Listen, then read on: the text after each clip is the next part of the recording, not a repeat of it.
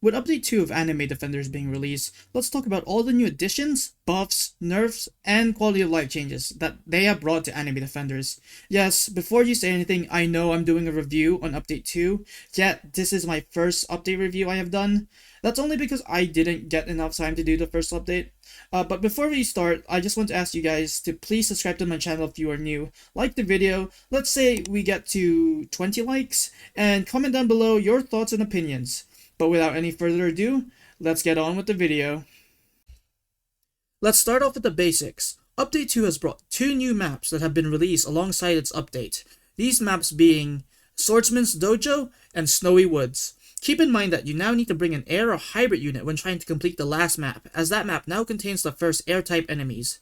Nothing new has been seen with these maps aside from air enemies in the last stage, as they both follow the same 6-stage story mode for both easy and hard.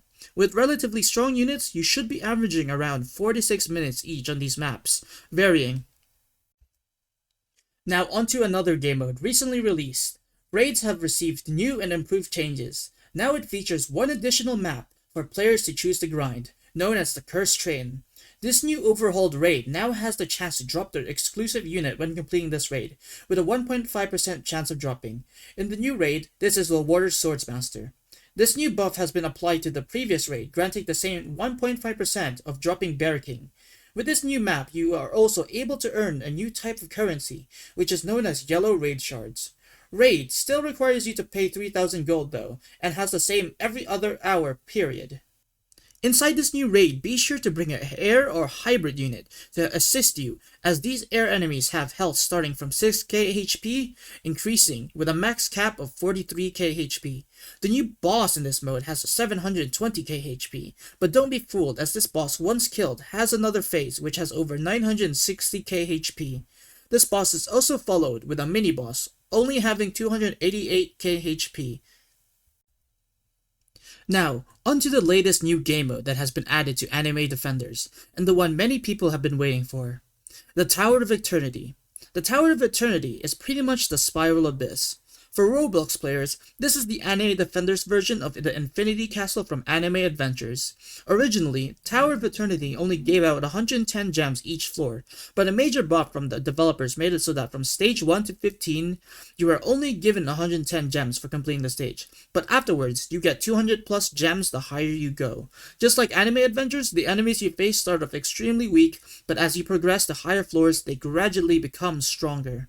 This is the new game mode that the developers hope players will use to farm gems, and it is only single player, which means you can only rely on yourself and your units. To all the players grinding for gems in this new game mode, I wish you all good luck.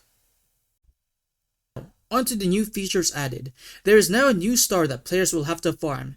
This star is of the mythic rarity and is known as the Dark Star. This star will now be needed to craft the two new mythic unit items in the limited banner, the new secret unit item in the limited banner, and the leaderboard secret earned from being top 100 in infinite mode. This new star is now droppable in challenges with a 5% chance of dropping in the All-Stars challenge, and with a guaranteed 100% drop in the mythic star specific only challenge. Now, on to trading. There have been massive changes made to trading. First and foremost, items can now be sold on booths alongside units. This means that you can sell items to others now rather than having to trade them. This change will now make it so that scamming is less common, as you can directly just buy items for sale rather than trading and buying a unit. Units now have a price of how much gems they are worth. You can find this in the RAF in the middle of the trading hub. Alongside this, you are now able to see player statistics and units. This is a pretty nice and cool tool to have available for any trader. But in return for this change, Rainbow Star Fruits are no longer tradable, which means you have to farm those fruits yourself. Now, lastly, here are the miscellaneous changes and buffs that the developers have added. The level cap has finally increased to level 70, which means your units can now finally become stronger and not be stuck at level 60. A Play Next button has finally been added, which took them long enough. Gem quests have been buffed, alongside Infinite Mode, giving more gems as you progress further. They made the Robux shop gems give more to players who wish to buy them. 100% worthiness will no longer guarantee a C, which will mean B- is the lowest stat you can get now.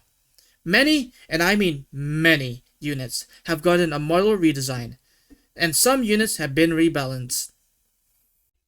Now, they did address these model redesigns as seen from this post, but if you don't want to read the full story, then here's the TLDR. So, the developers were given a tip from what they called a reputable source, currently undisclosed, probably for the near future. I think this is probably by the dev's choice and also the source's choice to not be revealed, but they essentially told them to be careful with visual designs that strikingly bear similar to the anime that they originate from. Hence why they have designed multiple characters with multiple designs. If you did not know, Hikari has gotten 3 different redesigns, one from his release from update 1 and then from update 2. So they are not trying to make the same mistake as Anime Adventures did, which is My Hero. Now, I want to quickly mention the new hybrid system that developers have added now. Hybrid units are basically a new addition to the ground and hill-based units that we have today. These hybrid units are basically able to attack both air and ground. That means they don't require an extra slot to counter 2 different types of enemies.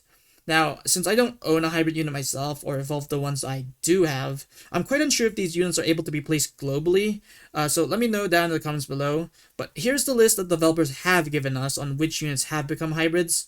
So, Cursed Snail, Dragon Slayer, Electric Cyborg, Cursed Prince and its Evo, Dragon King and its Evo, Asper and its Evo, Bear King and its Evo, Donut Warrior and its Evo, and lastly, Rift Sorcerer and its Evo.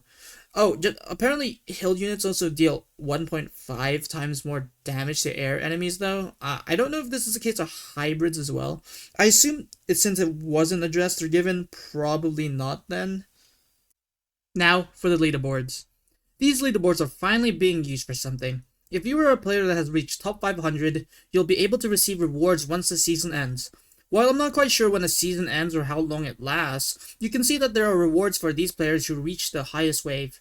Currently, only highest waves for Windmill to Underworld Temple is available, but I will assume that Windmill and Mob City will be rotated out for the new maps that have been released once this season ends. Of course, Tower of Eternity also has its own leaderboard for the highest floor completed.